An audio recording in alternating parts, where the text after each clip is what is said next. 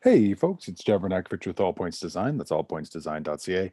And today we're taking a look at the Oregon State University permaculture template. Specifically, we're looking at scale.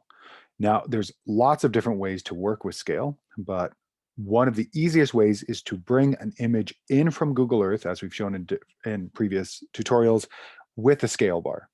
That gives us the ability to use that scale bar ongoing during the course.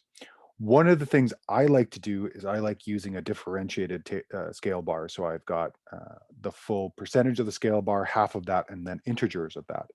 So if you go over into the active master, if you over to the template, there's a scale bar that is here that's created of a number of pieces, or there's just an existing scale bar. I like using this scale bar. So I'm going to bring that into my map. And we're going to try that again. Bring that into the map. There we go.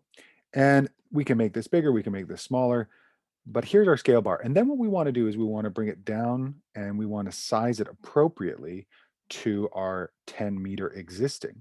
So what I'm going to do is I'm going to get it a little bit smaller, bring it down here. Oh, made it bigger. Sometimes that happens. Here we go. And as I bring it down here, we're going to basically get it as tight and as close to this element as possible. Getting closer now, and about there. Yeah, that's almost perfect.